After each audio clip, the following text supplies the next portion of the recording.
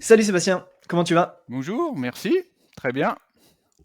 Bah écoute, trop content de t'accueillir. C'est un peu particulier aujourd'hui l'épisode parce que c'est pas la première fois où je fais une analyse de patrimoine qui a suscité tellement de questions et d'engouement que dans les commentaires on m'a demandé de t'interviewer.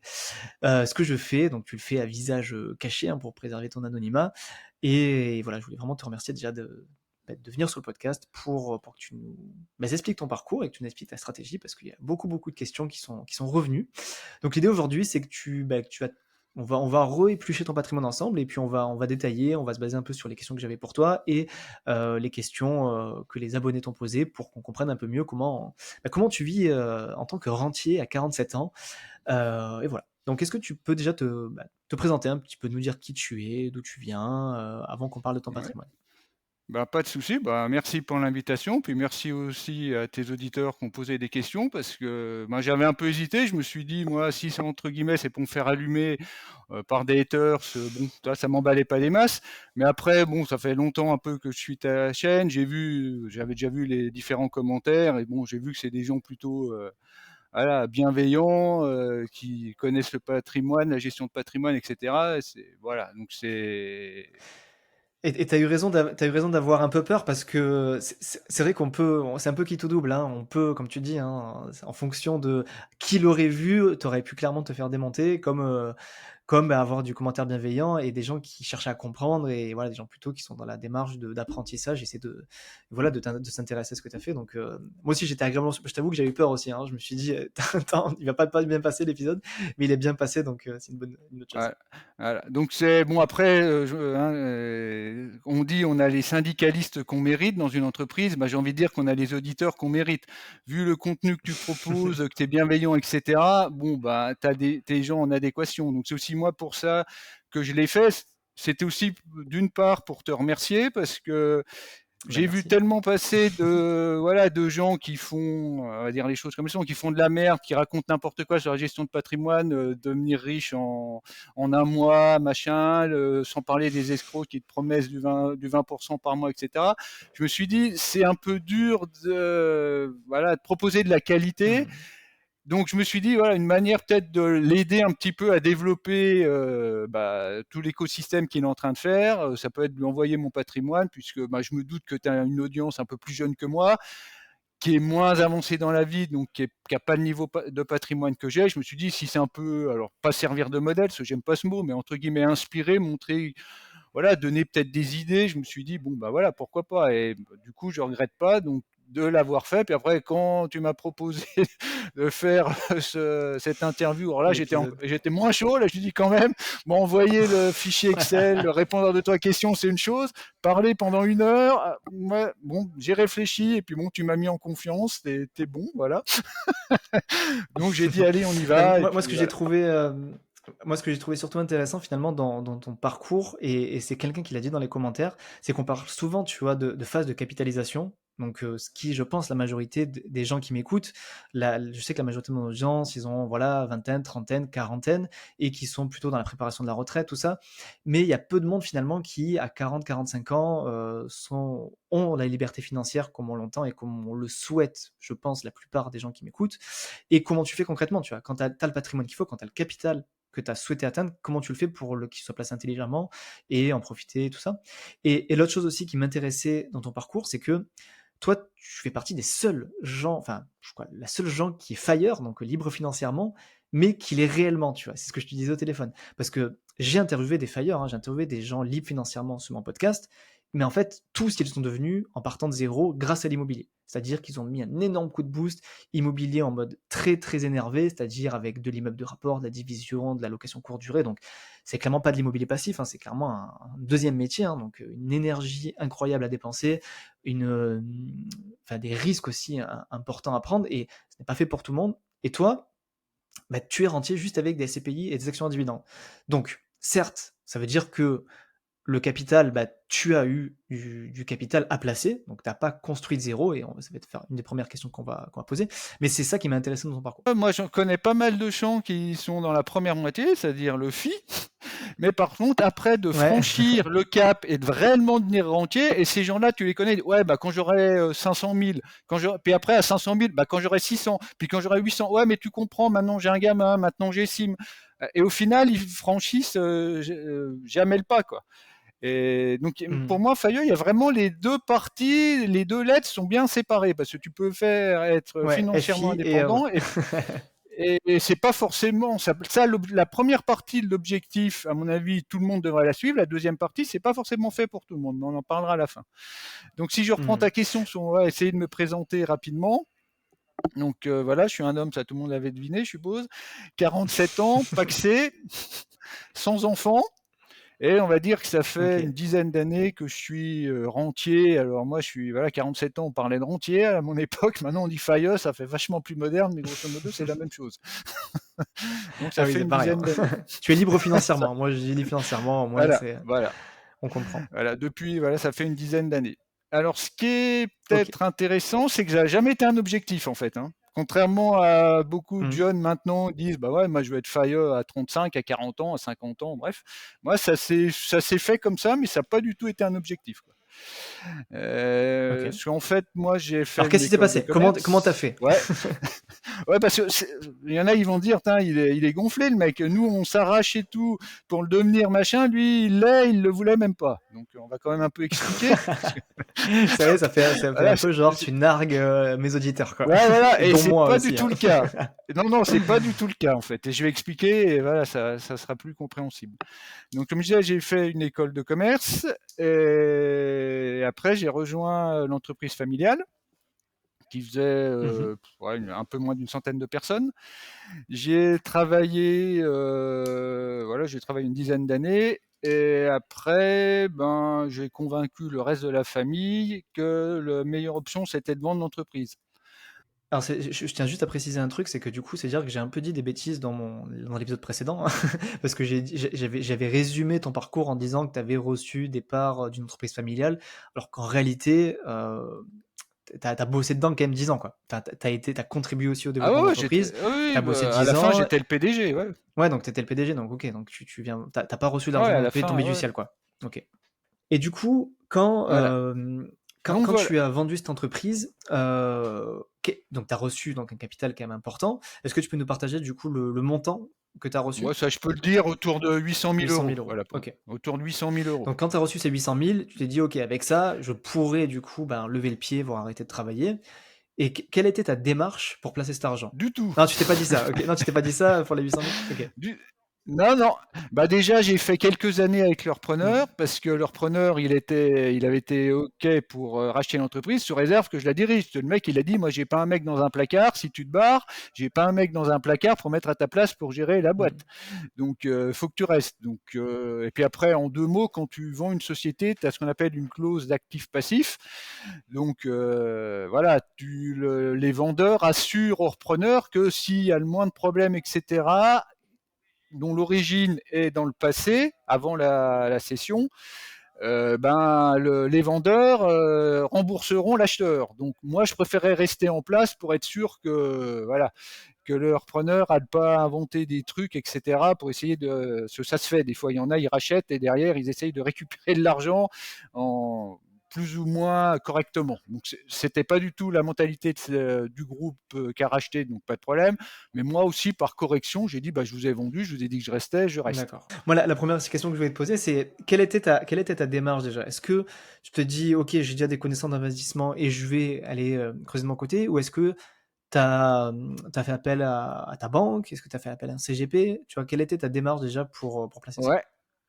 Alors, j'avais déjà des connaissances puisque j'ai ouvert un PEA moi dès 2001, donc j'avais déjà un peu des actions, un peu des fonds, pas des ETF à Mmh. l'époque, des fonds. Et voilà, j'avais un peu. Par contre, j'avais pas l'époque quand j'ai vendu. Après avec le repreneur, je faisais 60 heures, ouais, 60, plus de 60 heures par semaine. Puis c'était dur, quoi. J'étais pas loin d'un burn-out à Ok. mon avis. Donc j'étais vraiment dans le dur et voilà, j'avais pas le temps. Voilà. Donc j'ai confié ça, quoi, comme toujours. Moi, je répartis le risque. Donc j'ai confié ça à ma banque qui m'a dit oh bah super, avec ce montant-là, vous allez accéder à la gestion privée. Bah, génial, dans un premier temps. Je me suis dit oh génial, Ouais, je fais c'est partie de trop fort. l'élite, ça y est. Ça m'a fait rêver dans un premier temps. Dans un Ouais, premier temps, ouais, on est j'imagine. d'accord. Après, j'ai confié ça aussi à l'assureur, à l'assureur de l'entreprise qui avait aussi ouais, un gros assureur français qui avait aussi un truc gestion privée. Génial. Et puis là, j'ai pris aussi un conseiller en gestion de patrimoine indépendant, mais pas au sens où tu l'es Hmm. toi, hein, Ah, on le est faux bien d'accord. indépendant qui est rémunéré Au en sens rétrocommission, hein. indépendant, On va dire voilà. on va dire les Voilà, classiques, bah, quoi. voilà, tu vois où ça va finir, tu vois où je vais nous emmener. Donc j'ai pris la somme, j'ai divisé en trois et j'ai confié un tiers à chacun en disant vous allez voir, on vous fait une étude patrimoniale, machin, on vous fait rencontrer un ingénieur spécialisé, machin, tout bien. J'ai fait les 3 rendez-vous, j'ai tout expliqué, machin, et un mois après, j'ai reçu 3 propositions.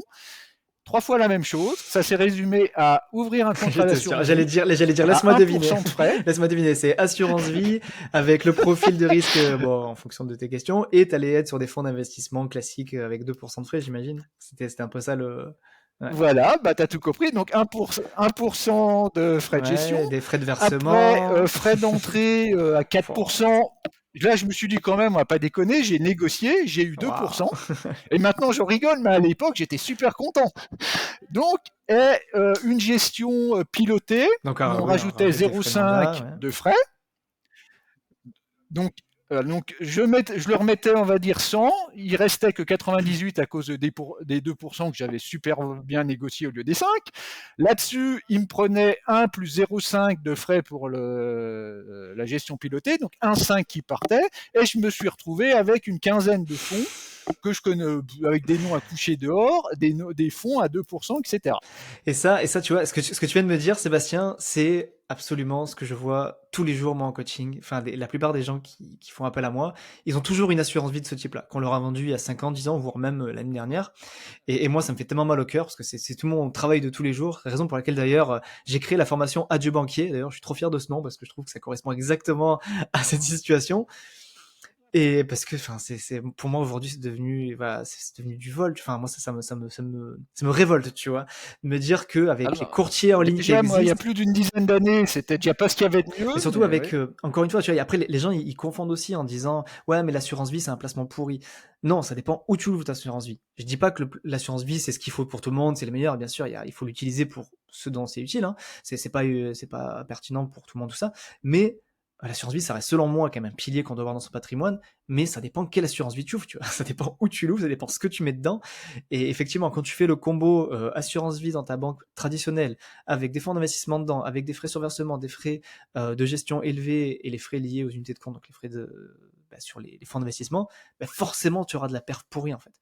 Donc, bref, je te laisse continuer. Voilà. Ouais.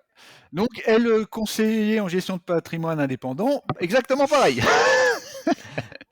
Donc voilà, avec mieux, lui, il m'a proposé encore, parce que je payais beaucoup d'impôts à l'époque, il m'a Un Pinel. rajouté à l'époque, il y avait des...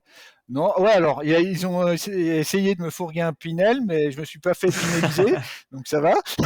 Ça, quand j'ai vu les montages, Ouais, tu t'es dit là, ça j'ai sent étudié les mauvais quoi. montages, là, j'ai dit non, j'y vais pas. Non, non, à l'époque, c'était du photovoltaïque, donc tu investissais dans des sociétés photovoltaïques, parce que l'État garantissait un prix de rachat élevé, etc. Le truc, ça a mal fini. Et il y avait même, je sais pas si tu te souviens, à l'époque, Aristophile. Non, Tu te souviens de non, ça? j'ai pas connu ça. J'ai pas connu cette époque. En fait, en 2 mots, J'étais trop jeune en en deux 2010, mots, en 2007. parce que maintenant, il y a... Ouais, ben, c'est un mec qui avait lancé un truc, en fait, c'était un peu comme se fait Brix maintenant sur l'immobilier, ou Diversified sur pas mal de produits. C'était en fait sur des parchemins, et des manuscrits. Donc, tu te mettais à plusieurs, et l'intermédiaire, la société Aristophile achetait les parchemins, et ben, tu es censé les revendre 5 ans après avec une grosse plus-value. Et ça s'est révélé Ouais, une grosse déjà quand tu l'as arnaque, décrit, moi ça me paraît parce être qu'en une fait, il n'y arnaque. avait pas de Ça sent de la marché, quoi. spéculation pure et dure. Ça sent le Ponzi, quoi. Il n'y avait pas de marché.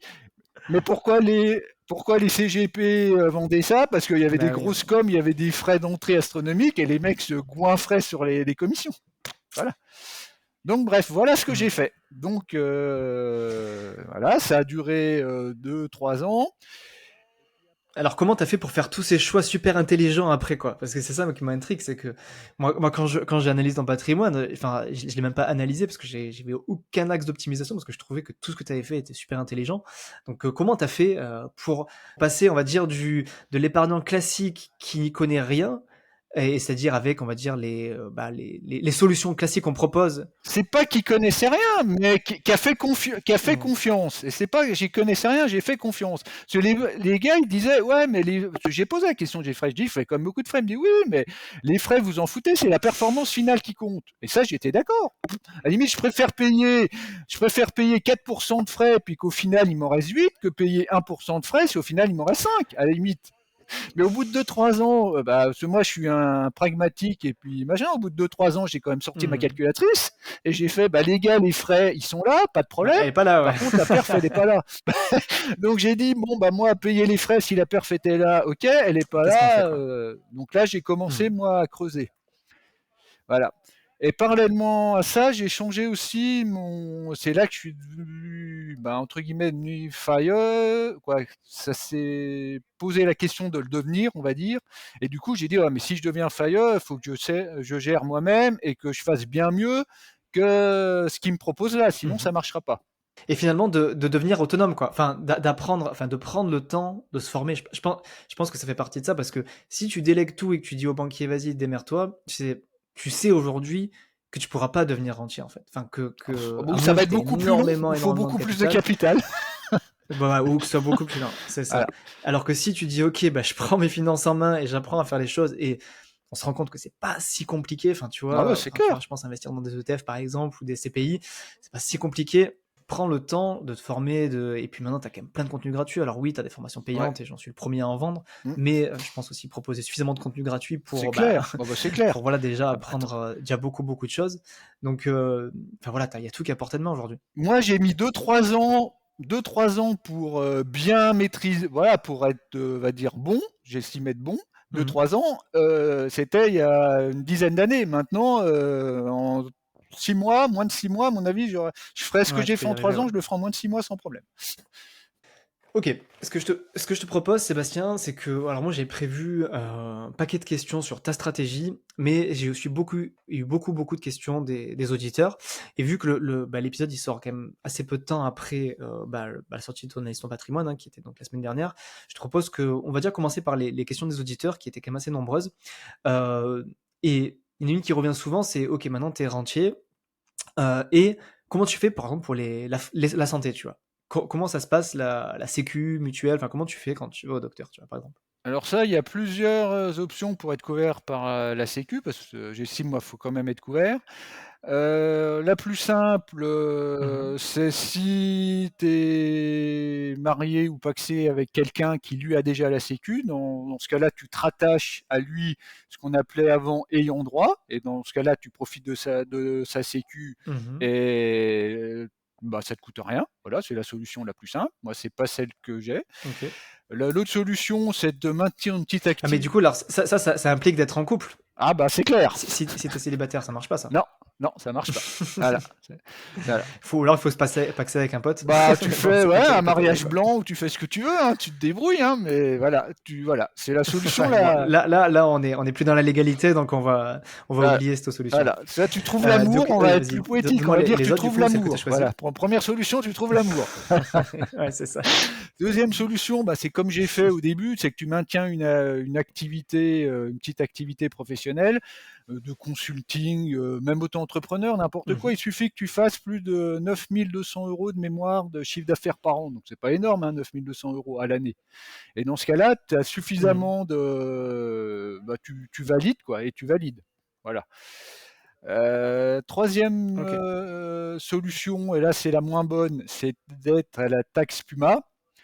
Donc, de mémoire, avant c'était Mmh. 8%, mais je crois que j'ai vu maintenant c'était un peu moins. Alors là, c'est une usine à gaz, la taxe Puma. C'est si tu n'as pas assez de revenus professionnels, comme je disais tout à l'heure, les 9200, tu y es assujetti. Mais si tu n'as vraiment pas beaucoup de revenus du capital, normalement, tu peux y échapper.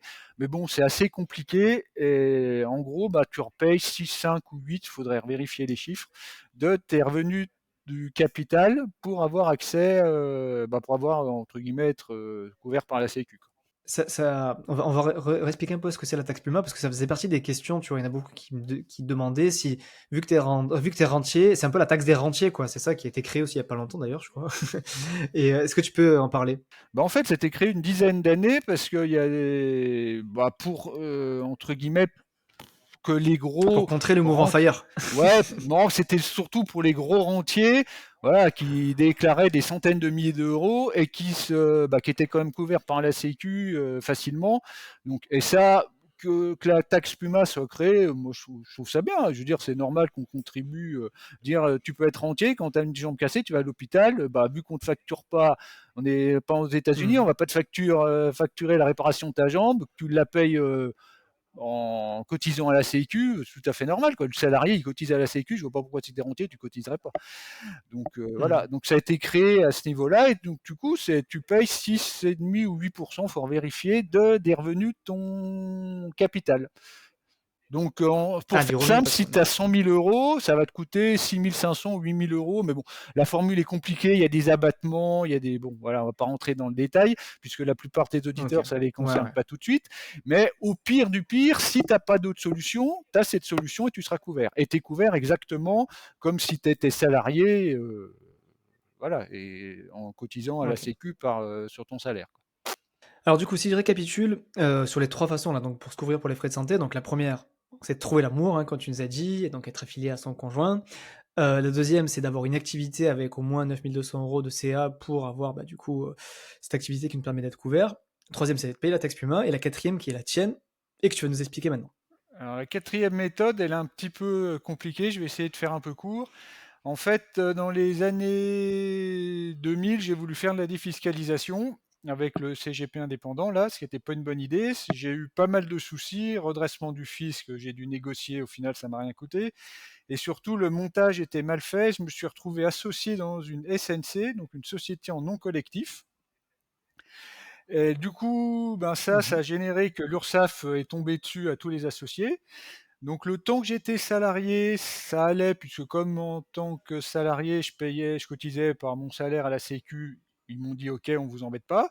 Mais quand je suis passé FAIE, du coup, j'étais plus salarié, donc je cotisais plus à la Sécu. Et là, ils sont revenus vers moi en me disant, maintenant que vous cotisez plus, faut cotiser chez nous. Donc, de fait, je suis en tant OK. qu'associé à la SNC, je dois cotiser. Alors à l'époque, c'était le RSI, maintenant c'est géré par les URSSAF. Ça coûtait à Mmh. l'époque 1 800 € par an, et depuis François Hollande, ça coûte plus que 1 200 € par an.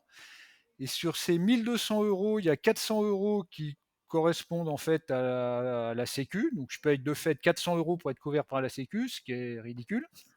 Et les 800 autres euros, en fait, Mmh. c'est des cotisations retraite, et ça me permet de valider 3 trimestres par an pour la retraite. Donc 3 sur 4, c'est bien. Par contre, D'accord. comme c'est que sur 800 € en fait, ça fait pas beaucoup, ça fera pas beaucoup de points et d'argent en plus. Par contre, ça me valide des trimestres, et ça, c'est intéressant. Donc au final, le pire investissement que j'ai jamais fait se retrouve être une bonne affaire 15 ans après. Et OK, donc ça te coûte combien? Donc 1 200 € par mois, c'est ça? Non, par an. Par an? OK, ouais, donc ça va. Ouais, Je te propose qu'on passe sur ton patrimoine. On va regarder, ouais. en détail ensemble, voilà l'Excel que j'ai présenté, hein, lors du dernier épisode, histoire que, les abonnés là, ils puissent regarder aussi, puis qu'on puisse commenter ton patrimoine. Alors déjà sur ta situation, bon tu l'as expliqué, hein, tu as 47 ans, tu es FIRE, tu es pacsé, sans enfant. Alors il y a les revenus Tu vois? mensuels, hein, qui sont de 4 500 € par mois, qui avaient été aussi posés comme question, mais je pense qu'on va y revenir, après. Hem, la question qui revenait aussi souvent, c'était que tu as mis 11 avec 4 500 € par mois. Tu avais répondu un peu plus en détail en commentaire, mais je suis curieux que tu donnes un peu ton bah, voilà, de vive voix, que tu nous expliques, bah, comment tu peux être en TMI 11 alors que, bah, tu as des revenus mensuels nets de 4 500. Ouais, bien sûr. Alors, déjà ça, c'est que mes revenus à moi, hein, c'est pas ceux de ma compagne. Ma compagne, elle travaille à côté, elle a son salaire, elle a un patrimoine à côté, on est en séparation de biens, donc Mmh. tout ce qui est là, c'est que ce qui me concerne moi. Et après, OK. donc 4 500 € par mois, si on fait fois 12, ça fait un peu plus de 50 000. Ces 50 000, ils se répartissent 25 000 € de dividendes. Mais sur ces OK. 25 000 € de dividendes annuels, il y en a 15 000 € qui tombent dans le PEA, donc qui ne sont pas soumis à l'IRPP. IRPP, impôt sur les revenus des personnes physiques. Donc du coup, ils Mmh. échappent. Et il y a 10 000 €, eux, qui viennent du compte titre. Donc là, eux, qui sont soumis à l'impôt. Après, il y a 15 000 € qui viennent des loyers des SCPI. Mais pour financer Mmh. ces SCPI, l'achat des SCPI, j'ai fait des emprunts. Donc ça me fait à peu près 7 500 € par an d'intérêt. Et ça, ben, vous les déduisez fiscalement. Donc ça fait 15 000 moins 7 500, ça reste plus que 7 500 € déclarés à l'impôt à l'IRPP. Et Ouais, ton assiette après, ben, j'ai fiscale encore est du déduite de tes crowdfunding intérêts. immobilier. Ouais, voilà. Donc après l'IRPP, les crowdfunding immobiliers, c'est tout situé maintenant dans le PEA-PME, donc pareil, ça échappe à l'IRPP. Et après, Mmh. les revenus des obligations, ben, c'est essentiellement des fonds euros et des fonds datés qui sont dans des assurances vie. Et ça, ben, ça échappe aussi à l'IRPP. Est-ce que tes revenus issus de l'assurance vie, donc là, par exemple, donc les fonds euros fonds datés, donc tu génères des rendements avec ça. Est-ce que tous les ans, tu purges, les abattements, tu sais, les 4 600 € par an ou 9 200 en couple pour, bah, du coup, Ouais, bah, avoir l'abattement fiscal qui te ouais, permet de je le payer fais. que la CSG et pas d'impôt? Ouais, OK, donc tous les ans, tu te verses exactement la exactement, je la purge part un peu, ouais. de capital plus plus-value qui permet de profiter de l'abattement de 4 600 € par an? Voilà. Et dans mon cas, même suivant les années, je fais la simulation sur le site des impôts. Souvent, j'ai intérêt à, vu que je ne vais pas jusqu'aux 27 000 et quelques euros qui feraient passer à la tranche 30%, souvent, quand je fais des retraits sur l'assurance vie pour mon train de vie, là, je les passe en IRPP en cochant la case de OP, puisque comme ça, je reste à 11%. Mais ça intervient que si tu devais dépasser les 4 600 ou les 9 200, ce qui m'arrive pratiquement jamais. OK, bah, écoute, super intéressant, donc ce qui fait bon, toutes ces raisons expliquent, hein, pourquoi tu rentres tes mis 11 donc ça prouve finalement, tu vois, quand même qu'on peut avoir, bah, du patrimoine, on peut vivre de ses revenus issus du patrimoine en les plaçant intelligemment et surtout en cochant les bonnes cases, en utilisant les bonnes enveloppes et ben, on peut pas forcément se faire allumer par les impôts, qu'on peut rester en TMI 11, ce qui reste une tranche, voilà, où voilà, on a quand même une bonne partie qui reste dans notre poche et pas dans celle, du fisc, quoi. L'autre question qui revient aussi beaucoup, c'est assez marrant parce que c'est pas tout le monde qui le fait, c'est d'où sort cet investissement dans les vaches? Tu as 11 500 € d'investissement dans vaches. Est-ce que tu peux nous dire ce que c'est? Ouais, alors j'ai un peu près 7 Je sens que vaches. tu te marres aussi. Qu'est-ce qui se passe derrière ça? Ouais, j'ai un peu près 7 vaches. Alors le à peu près est marrant. 7? Mais par contre, elles OK. sont ouais, à peu près. Mais en fait, elles sont pas sur ma pelouse, hein. Elles sont pas en train de brouter ma pelouse là. En fait, c'est un produit d'investissement. C'est la première fois que j'entends parler de ça, je trouve ça intéressant, vas-y. Et en fait, c'est un produit d'investissement qui est proposé par Élevage et Patrimoine. Et en fait, on achète sur une espèce d'ETF vache, hein, suivant comment on raisonne. Et en fait, on achète OK. des parts de vaches sur un cheptel, mais je ne sais pas exactement où sont mes vaches. Et après, ces vaches, elles sont louées à des agriculteurs et c'est des vaches laitières. Et chaque année, OK. les vaches, elles font des veaux. Donc, il y a une partie qui sert à renouveler le cheptel, puisque une vache a fini par mourir. Donc, il faut bien les renouveler. Mmh. et il y a une partie OK. qui en fait, c'est comme un dividende, vache, on pourrait appeler ça, et ça, C'est on a c'est le l'option, lait? soit on prend l'option croix du troupeau, ils appellent ça, donc ça serait capitalisation, ça augmente ton nombre de vaches. OK. Soit tu peux prendre, distribution, et là tu reçois pas une vache, un bout de vache en steak ou du lait. Tu une côte de Ah bœuf. ouais, non, il t'envoie l'équivalent monétaire de voilà, de ce que ça fait. Alors ça rapporte pas grand-chose, hein, ça rapporte 3 et 3,5 par an, mais je trouve ça marrant, parce que chaque fois que j'en parle, ça fait marrer les gens et moi ça me fait marrer de le raconter, donc voilà, c'est pour rigoler, quoi. Bah, écoute, ouais, ça il y a beaucoup de C'est monde pas le cœur de qui la a donc et stratégie, ça on va dire. s'appelle oui, bah, oui, ça reste de l'exotique, hein, et ça s'appelle Élevage et Patrimoine, c'est ça, le site où tu es allé? Ouais, c'est ça, élevage et patrimoine. Si vous tapez sur internet, vous trouvez. OK. Mais écoute, j'irai checker aussi, hein. Je sais pas si j'investirai, mais j'irai voir un peu à quoi ça ressemble. OK, et du coup, si après on va dans dans ta stratégie, alors Oui, juste un truc, je repensais sur le cash qui est sur le PEA et le compte titre, l'argent dort pas, hein. Sur le PEA, j'ai pris une SICAV monétaire, qui rapporte du 4% par an, et sur le compte titre, j'ai aussi une mmh SICAV monétaire en dollars qui rapporte, un peu plus même. Donc voilà, c'est pas de l'argent qui dort. c'est super intéressant ce que tu dis, j'en profite pour rebondir parce que ça je l'ai déjà dit plusieurs fois sur des analyses de patrimoine, je crois, qu'aujourd'hui, vu que les taux ont remonté, que les taux sans risque sont plutôt hauts, on va dire à 4, hein, parce que voilà, les taux directeurs sont à 4. Quand vous avez de la trésor qui dort, enfin, soit sur vos PEA, sur vos comptes titres, ou même, ben, voilà, des excédents sur les livrets hors épargne de précaution, aujourd'hui, mettre sur du fonds monétaire, c'est aujourd'hui quelque chose qui paye, le mieux, quoi. On est à 4, c'est parce que c'est vraiment indexé sur les taux STR, donc les taux directeurs. Donc, que ce soit sur une assurance vie, sur un PEA ou un compte titre, si vous avez bah, de la partie sans risque que vous voulez placer et essayer d'optimiser, vraiment allez checker ça. Donc les fonds monétaires, c'est vraiment super intéressant et du coup, ben, même quand vous avez juste de la liquidité pour attendre une potentielle baisse pour renforcer comme fait Sébastien, moi c'est ce que je fais aussi à titre perso, hein, surtout, mais bah, voilà, surtout hein, sur PEA, compte titre, assurance vie, donc c'est vraiment intéressant. Ok, et si maintenant on va voir un peu ta stratégie, donc action, donc beaucoup d'ETF, on a vu sur beaucoup d'assurance vie. Ça, tu me l'avais déjà dit en off, hein, mais pour le coup, voilà, on sait pourquoi tu es sur cette assurance vie-là, parce que tu les as nantis. Donc, est-ce que déjà tu peux nous dire le mécanisme que tu as utilisé du coup pour investir un CPI à crédit, parce que tu as utilisé le mécanisme du nantissement. Est-ce que tu peux nous expliquer un peu ce que c'est, comment ça fonctionne et pourquoi tu as fait ça? Ouais, alors, après voilà, dans un souci de diversification, j'avais beaucoup de bourses et je voulais aussi de l'immobilier hors résidence principale, donc je me suis tourné vers les SCPI. Par contre, quand j'ai décidé de faire ça, ben, j'étais déjà faillot, donc plus de possibilité d'emprunter avec un taux variable classique, puisque j'avais pas de revenus salariés en face et la banque suivait pas. Donc la seule solution que j'avais, Mhm. c'était de dire à la banque, bah, prenez en garantie des contrats d'assurance vie. Et comme ça, vous pouvez faire le prêt. Donc c'est le montage que j'ai fait. Le montage, j'ai mis une somme sur un contrat d'assurance vie, mais qui était évidemment proposé par la banque, d'où le fait que j'ai des contrats Donc, pas la meilleure d'assurance du monde, vie mais. chargés traditionnels. Voilà, mais la banque, elle a dit, vous êtes bien gentil, je vais vous prêter de l'argent, vous prenez quand même les produits chez moi, ce qui est correct, Bah ce qui oui, est normal. logique. Donc voilà. Donc chaque fois que je mettais 1 euro sur leur contrat d'assurance vie, derrière, ils me faisaient un prêt d'1 euro, donc ce qui m'a permis d'acheter mes SCPI. Et après, par contre, c'est Ok. du in fine. Je rembourserai l'emprunt en une fois à la fin de la durée d'emprunt. Donc, en général, une quinzaine d'années. J'ai pris 15 ans, moi.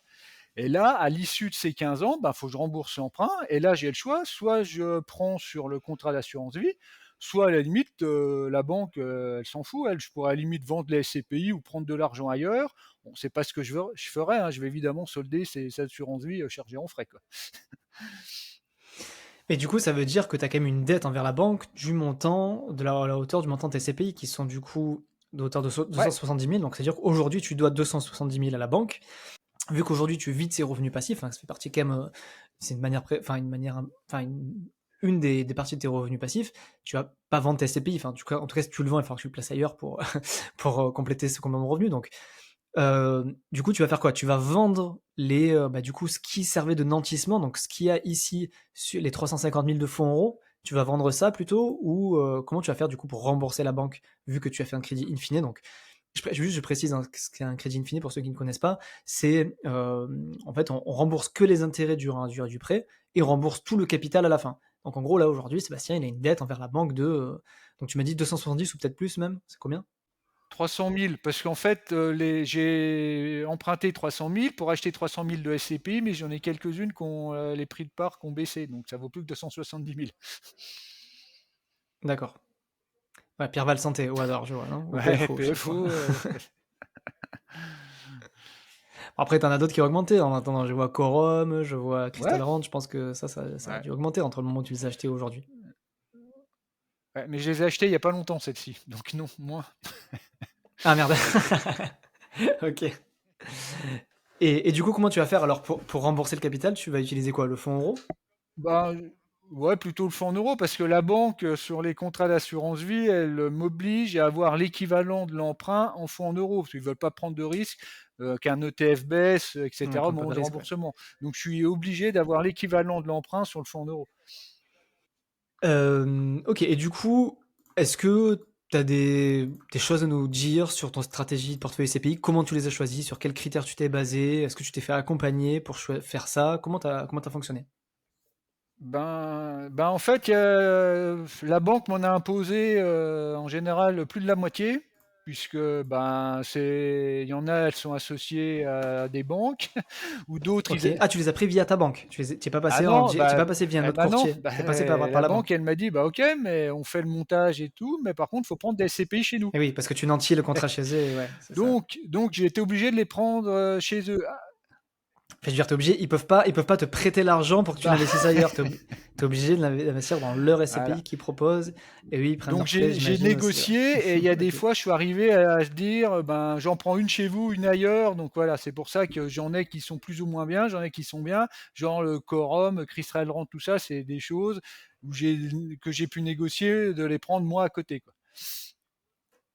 Parce que j'allais dire, parce que j'ai l'impression qu'il y a la moitié que moi j'ai l'habitude de conseiller, la moitié que j'ai pas l'habitude de conseiller.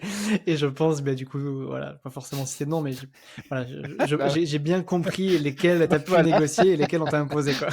Celle que j'ai pu prendre moi, c'est celle que tu conseilles, voilà. Étonnamment, elle marche bien, celle-là. C'est bizarre. Bah ouais, c'est celle qui baisse pas, c'est celle qui rapporte plus, voilà. Qui est avec moins de frais d'entrée, machin, ouais. Ok. Et du coup, sur la bourse, est-ce que tu peux nous en dire un peu plus sur ta stratégie bah, d'ETF? Alors, d'ETF d'une part, et ensuite stock picking. Alors ETF, en fait, ça fait pas que 2-3 ans que j'ai des ETF, parce qu'avant sur les assurances vie traditionnelles de banque, de grands assureurs, bah, il y avait même pas d'ETF disponible. Et là, ça fait 2-3 ans, sous la pression, je pense, bah, ils finissent par en inclure, mais des fois, il y en a un, deux ou trois. C'est pour ça que ma stratégie, elle est très simple. Je prends ce qui est disponible. Donc Ouais, voilà. tu prends ce qu'il y Il a. y en a, je sais que c'est Ok. pas le meilleur. Mais, mais bon, un ETF de toute manière sera mieux qu'un fonds super chargé, donc je prends l'ETF qui est dispo, point barre. Ok. Ça se vaut. Je comprends et t'as fait, je pense que c'est ce qui est bien, ouais. Et ça, j'imagine, quand une fois que ton nantissement est fini, enfin, quand ton prêt sera remboursé, qu'est-ce que tu vas faire de toutes ces assurances vie? Qu'est-ce que tu prévois de faire de tout ce capital-là? Parce que tu as quand même bah, un paquet, hein. Tu as en ETF, tu vois, si j'accumule tout, tu as quasiment 300 000 d'ETF sur des assurances vie, donc qui sont très chargés en frais, plus 350 000 de fonds euros. Donc, de ce que j'ai compris, ton fonds euro, tu vas l'utiliser bah, pour rembourser ton prêt. Mais tu auras quand même 300 000 d'ETF sur assurance vie. Que vas-tu en faire une fois que le prêt est remboursé? Bah, je pense que je vais en rebasculer sur du fonds en euros pour rester quand même avoir dans mon allocation d'actifs au moins une quinzaine de pourcents, une vingtaine de pourcents en fonds en euros. Donc je risque de Ouais. rebalancer sur du fonds en euros. Après, voilà, je Et verrai tu le resterais moment, parce sur que les moi mêmes je raisonne assurances vie tout ou tu irais d'après mon ailleurs? allo. Ah bah non, j'irai ailleurs. Non, bien sûr, j'irai ailleurs. C'est une question piège. Je savais la Parce que moi, réponse, mais. je raisonne tout en fonction de mon allocation d'actifs. C'est-à-dire que moi, hors résidence principale, je veux 50% en actions, 15% en SCPI, 20% en obligations, 5% en cash et 10%, on va dire, en exotique. Et du coup, moi, à chaque fois que je dois prendre une décision, je sors ma pyramide ou mon allocation d'actifs, tu appelles ça comme tu veux, et je regarde où j'en suis. Et je prends les décisions en fonction de pas déséquilibrer ou rééquilibrer suivant l'allocation du moment. Donc je verrai au moment de rembourser les prêts. S'il y a eu un crack boursier, ben, je serais moins haut, donc ben, je vendrais surtout du fonds en euros. Si au contraire la bourse a bien monté et que je suis à 54%, j'en sais rien, on va dire au hasard, 54% d'actions, je serais un peu trop en actions par rapport à mon allocation, donc je vendrais plutôt des ETF actions, je verrai. Chaque fois que je dois prendre une décision, je fonctionne comme ça.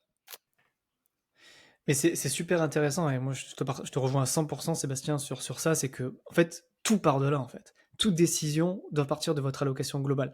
C'est-à-dire bah, déjà votre profil de risque, hein, vous connaissez votre profil de risque pour savoir bah, en gros quel risque vous êtes prêt à prendre et à quoi votre patrimoine est exposé. Donc quelle est la part de safe que vous voulez, quelle est la part de bourse, d'IMO, exotique et c'est super intéressant ce que tu dis parce que en gros au final ça te permet de prendre des décisions froides en fait, sans avoir à être pris par les émotions, oui Exactement. ça a monté, baissé, machin et tout. Et c'est pour ça, moi, que j'ai vraiment dans le tableau là que je vous présente, sur lequel je fais des analyses de patrimoine, qui est d'ailleurs petite pub, vous pouvez le télécharger dans le lien en description gratuitement. Il y a toujours l'allocation globale actuelle et cible. Comme ça, vous faites la photo à un instant T. Aujourd'hui, j'ai ça et mon patrimoine est parti de cette manière. Mais peut-être que vous allez vous rendre compte, comme la majorité des Français, que vous avez 90% de votre patrimoine en IMO et que c'est pas du tout diversifié. Et avec le côté cible, vous allez pouvoir vous dire, ok, ben mon allocation idéale c'est ça. Vous allez pouvoir prendre des décisions au fur et à mesure pour réallouer. Et j'ai aussi, c'est pour ça que je fais la sans la résidence principale, parce que la résidence principale, certes, c'est votre patrimoine, mais ça vous rapporte rien en termes de revenus passifs. Donc ça permet de voir et de pas avoir, on va dire, un patrimoine disproportionné en immobilier en incluant l'RP. Donc, c'était pour un peu appuyer les propos de Sébastien et qui est finalement ultra aligné avec mon tableau. Donc je suis content que tu sois aligné avec ma philosophie, Sébastien. Ouais, il est très bien ton tableau, c'est voilà. Pas rien à redire. Bon, il est pas parfait, mais ça aidera quelques personnes, je pense. OK, et maintenant je regarde un peu sur les parties exotiques. Est-ce que tu peux nous en dire un peu plus sur le private equity via PEA-PME? Donc tu as dit que tu as 20 000 € et le crowdfunding aussi, de mémoire, tu le fais via le PEA-PME si Ouais. je dis pas de bêtises, hein, c'est ça?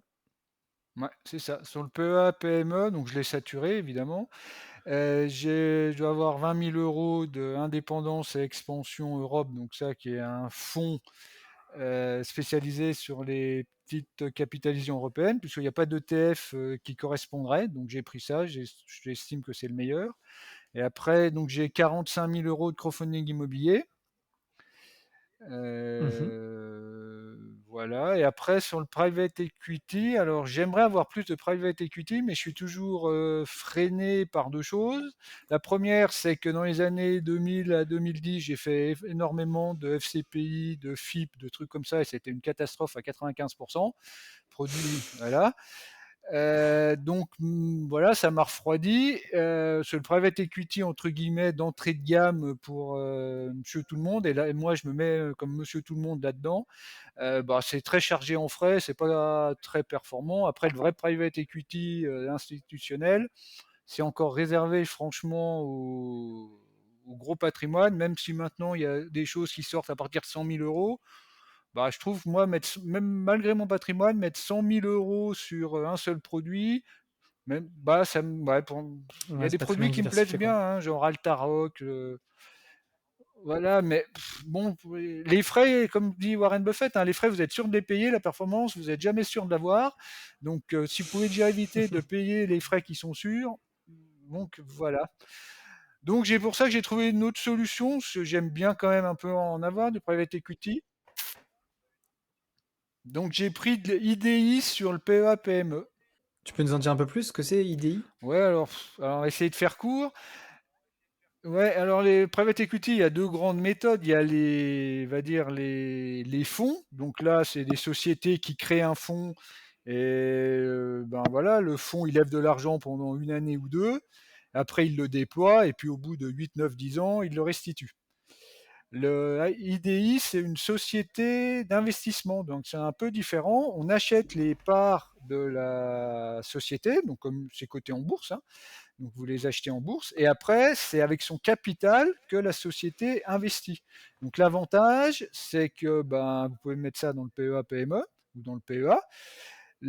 C'est evergreen, c'est-à-dire que vous n'avez pas le problème de savoir quand il faut rentrer, quand il faut sortir, puisque la société existe en permanence.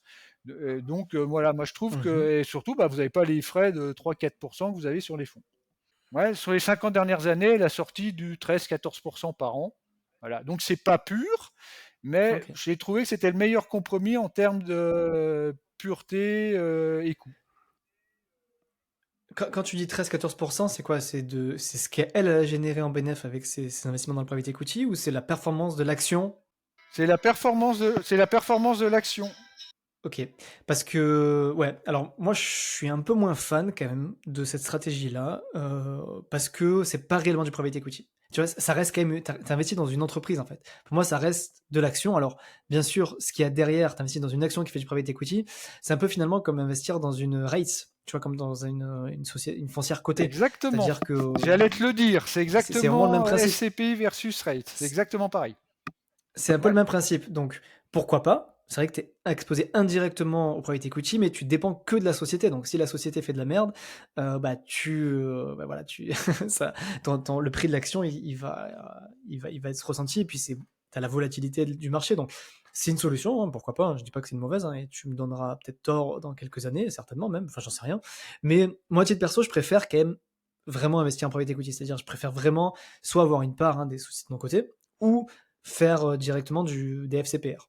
Moi, je préfère ça. Et surtout que les FCPR, plutôt via assurance vie, parce que je profite de la fiscalité via assurance vie. Après, je suis d'accord avec toi, les frais, ils sont abusés. Franchement, sur les FCPR, bah, tu payes 3% de frais, je trouve ça énorme. Mais comme tu l'as très bien dit, il n'y a aujourd'hui aucune autre solution en private equity pour pas payer de frais, quoi. Bah, tu as des frais élevés partout, quoi. C'est soit, même quand tu prends de la société non cotée en direct, c'est vraiment, c'est cher, quoi. Donc, mais c'est aussi une classe d'actifs qui performe historiquement bien et qui n'est pas liquide aussi, donc ça aussi c'est important. C'est vrai que en le faisant en bourse, tu as la liquidité aussi, donc pourquoi pas. Après, si tu le fais en assurance vie, tu as la liquidité aussi, parce que l'assureur, il garantit la liquidité. Bon. Bref, je m'éloigne un peu du truc, mais voilà, je voulais te donner un peu mon avis là-dessus aussi. Euh, j'ai une des dernières questions, Sébastien, c'est que avec le recul, toi, aujourd'hui, qu'est-ce que tu modifierais sur ton parcours, ta stratégie, ou quelles sont les erreurs que tu as fait et que tu referais pas par rapport à ton parcours? ouais. Ben, l'erreur principale que j'ai faite, c'est plutôt que j'ai pas saisi une opportunité. Dire le temps que j'étais salarié, j'aurais pu emprunter j'aurais dû, je sais pas, j'aurais dû emprunter pour saturer ma capacité d'emprunt. Je l'ai pas fait parce que, ben, à l'époque, je voulais pas tout de suite acheter ma résidence principale et j'ai pas eu l'idée d'emprunter pour faire du locatif ou des SCPI. Et après, quand j'ai voulu le faire, bah, j'étais plus salarié, j'ai dû faire du in fine. Mais j'aurais pu faire un emprunt variable en 2004, en 2005. J'avais une bonne paye, des fiches de paye. Et là, j'aurais pu le faire et j'aurais gagné des années. Voilà, ça aurait amélioré mon patrimoine. Après, ça aurait changé ma vie, non, mais ça aurait amélioré mon patrimoine. Donc, c'est un conseil que je pourrais donner maintenant aux plus jeunes. Ben, attendez pas trop pour faire un emprunt, même si c'est pas pour votre résidence principale, Utilisez faites votre pour des capacité d'emprunt, quoi. SCPI ou du limo locatif. Et après, l'autre chose, eh ben, c'est tous les produits de Ok, défiscalisation que et j'ai est-ce que fait tu as dans des... les années 2000-2010, où donc j'ai fait des FIP, FCPI, du Girardin industriel, des Sofica, j'ai à peu près tout testé. Ça a tout été mauvais, donc la seule conclusion que j'aurais à dire, Est-ce qu'il y en a c'est une qui sort du lot? Tout était mauvais, ouais, ouais. seul truc, c'était produit de défiscalisation égale piège à con. C'est tout ce que j'ai à dire là-dessus. C'est pas moi qui l'ai dit, hein. Parce que, et en fait, ça s'explique. Pourquoi l'État vous donne de l'argent pour investir dans un secteur? C'est parce que si vous êtes normalement constitué, vous iriez jamais. Donc, on vous fait miroiter la carotte fiscale, vous oubliez de regarder les sous-jacents et les fondamentaux, et vous allez bêtement mettre de l'argent où sans la carotte, vous iriez jamais. Donc, forcément que c'est un mauvais placement, c'est obligé. Et moi, ce que je dis toujours, c'est que quand il y a un produit de défiscalisation, c'est souvent au détriment de la performance. C'est rarement une bonne idée. Moi, la seule exception que je vois, entre guillemets, pour défiscaliser avec un placement, et encore sous condition, c'est le PER. C'est vraiment le seul. Et encore, c'est pas pour tout le monde. Il faut être OK pour bloquer l'argent jusqu'à 64 ans. Et il faut être OK aussi pour enfin voilà, il y a une histoire de TMI, qu'il faut pas, voilà, pas qu'elle augmente. Enfin bref, il y a tout un tas de conditions pour que ça reste intéressant. Mais c'est une des seules, tu vois, qui est la moins pire. Et encore, c'est pas une solution magique, c'est une des moins pires, je trouve, le PER. Mais pour tout ce qui est produit de défisc, tout ce que tu as cité, hein, pour moi, c'est. Et encore, tu n'as pas parlé des produits de défisc IMO, plus du style Pinel, Sensi-Beauvoir et tout ça. Pour moi, ça, c'est les mêmes choses. Donc, bon, on a un exemple concret, quelqu'un de 47 ans qui a tout testé et qui, après avoir tout. et qui, après avoir tout testé, ne recommande pas les produits des fiscs. Donc, je pense que ça en dit long. Moi, il y a juste quand même le Girardin. Encore une fois, j'aimerais inviter quelqu'un. J'aimerais savoir. Enfin, toi, tu as eu une mauvaise expérience, a priori, mais j'ai quand même eu écho comme quoi Mmh. c'était un des moins pires en produits des fiscs. Est-ce que toi, malgré ton expérience, est-ce que tu confirmerais ça? Est-ce que tu penses qu'il y a possibilité quand même de faire des choses pas trop mal avec le Girardin, vraiment pour de la défisque pure? Alors bon, moi j'ai eu une mauvaise expérience, je connais beaucoup de gens qui en ont eu aussi des mauvaises, j'en connais pas qui en ont eu des bonnes. Il y en a sans Bon, ok, doute, bah, mais moi j'en on part connais mal pas. alors. Ce que j'ai Ok. pu lire à gauche et à droite, c'est qu'il y a qu'une société qui tient vraiment la route sur ce créneau-là. C'est quoi? C'est Interinvest, non, si je dis pas de bêtises? Voilà, c'est Interinvest, exactement. Hmm. Ce que j'avais Ouais, c'est entendu ça. aussi. Ok. Euh, du coup, aujourd'hui, si tu avais, alors tu l'as peut-être déjà dit, mais donc si tu dois récapituler un petit peu les erreurs que tu as faites à ne pas refaire, donc produit des fiscs, j'imagine, est-ce qu'il y a d'autres erreurs que tu as faites et que tu aimerais, Hmm. que tu conseillerais aux gens de ne pas refaire? Non, je pense que produit de défisque, pas avoir emprunté dès que je pouvais. Ouais.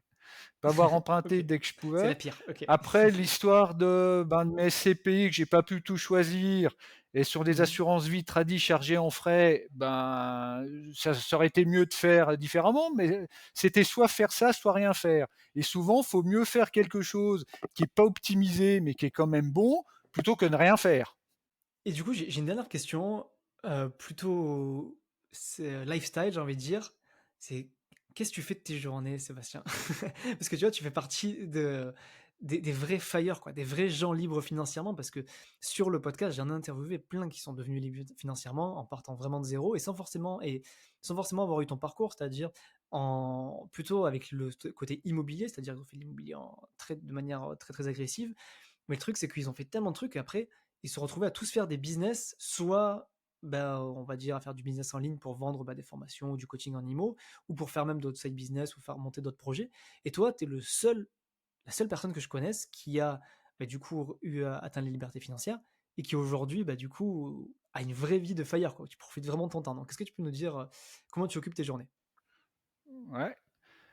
Euh, Ouais, alors déjà, deux, trois remarques générales sur Fire. Moi, je conseillerais, en première vue, de pas vivre comme un moine pendant 20 ans pour dire à 45 ans, je serai Fire, puisque sacrifier, entre guillemets, trop de choses pendant 20 ans pour atteindre un objectif, alors que vous n'êtes même pas sûr que ça vous plairait réellement d'être Fire, moi, je conseillerais pas d'être trop vie monastique pour mettre un maximum de côté. Je conseillerais quand même de bien profiter de la vie.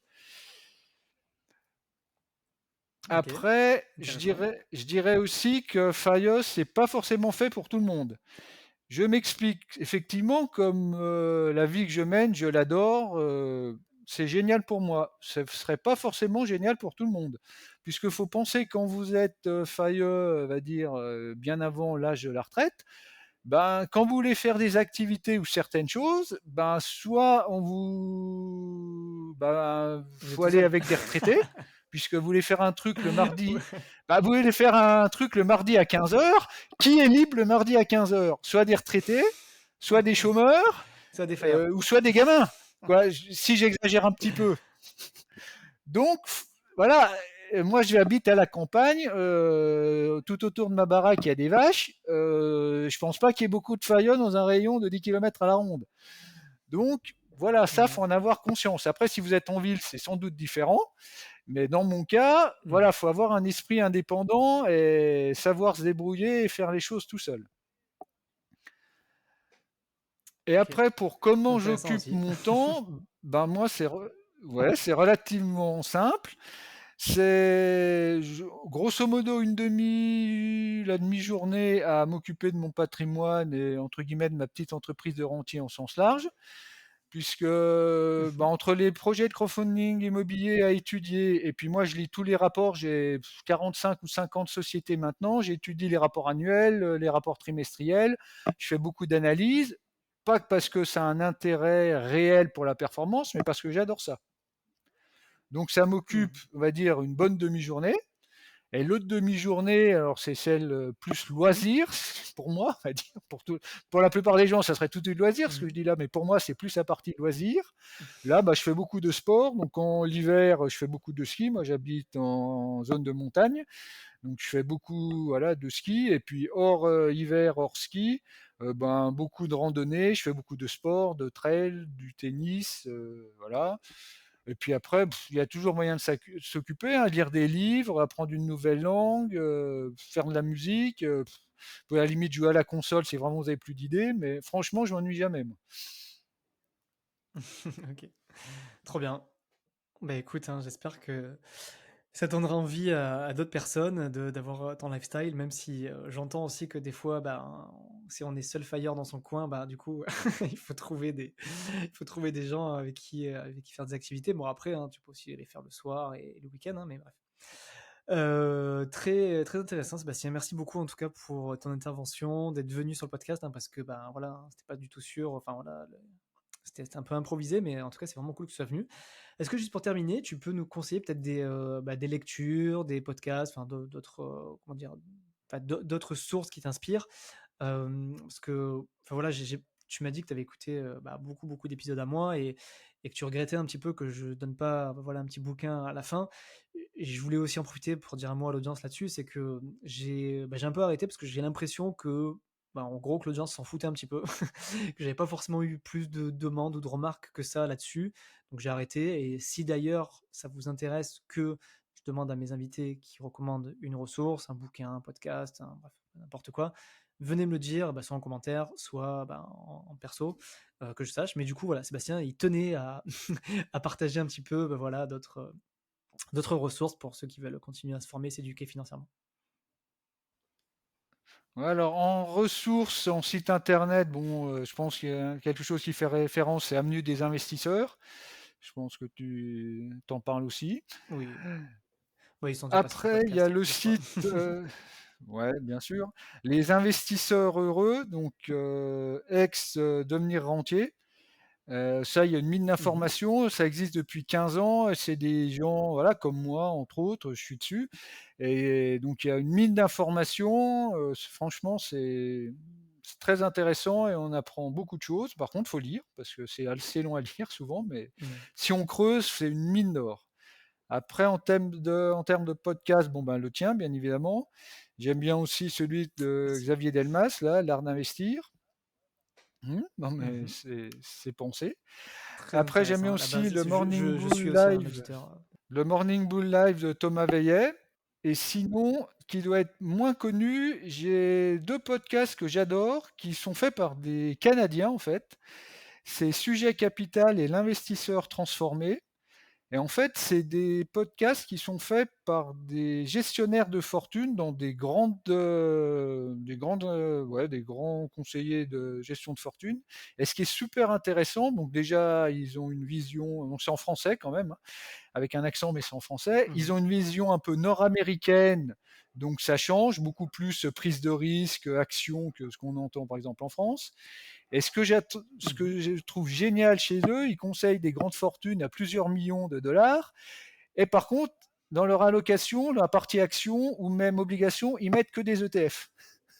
Et ça, j'adore. Je rêverais de voir en France une société de gestion de fortune qui dit non, non, nous, toutes les études montrent que les ETF, c'est mieux.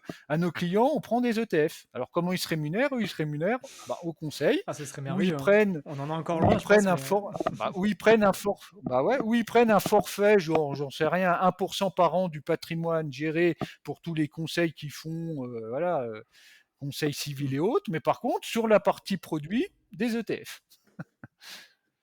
Et après, en termes de livres, bah, le classique, hein, celui de Graham, l'investisseur intelligent, l'effet boule de neige de Buffett.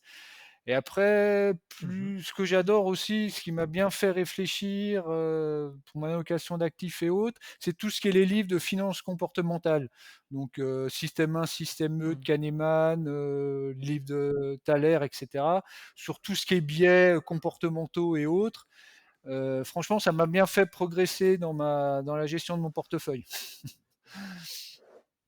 OK.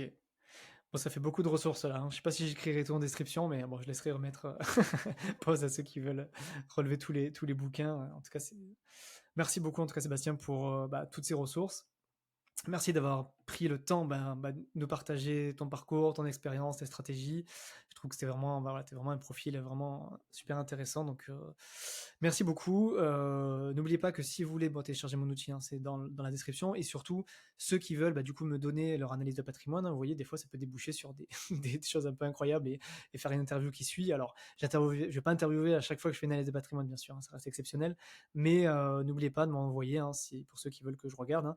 Et je prends pas que des gens comme Sébastien, hein. Même si vous avez un patrimoine de 10 000 euros, ça peut être aussi intéressant. Il n'y a pas de montant minimum, bien sûr. Toutes les situations sont intéressantes. J'essaie juste de pas répéter le même type de patrimoine. J'essaie de trouver un peu des profils différents pour que ça puisse inspirer un maximum de gens. Donc voilà, c'est dans la description si vous voulez postuler. Et puis sinon, moi je vous dis à bientôt. Merci encore Sébastien. Est-ce que tu veux dire un dernier mot pour nous quitter ou c'est tout bon pour toi? Non, écoute, je voulais te dire d'abord merci pour ce que tu fais, puisque voilà, j'aurais aimé avoir des ressources comme la tienne il y a 15 ans, j'aurais gagné beaucoup de temps et évité les quelques erreurs dont j'ai parlé. Donc voilà, aux jeunes générations qui t'écoutent, vous pouvez directement partir sur des bonnes bases, éviter les erreurs de débutants ou qu'on fait au début. Donc ça sera d'autant mieux pour l'avenir de votre patrimoine. Donc merci à toi pour tout ce que tu fais. Trop bien. Avec grand plaisir. Merci beaucoup Sébastien. Et puis écoute, je te dis à très bientôt. Et puis à tous ceux qui nous écoutent ou nous regardent, à très bientôt pour un prochain épisode. Ciao.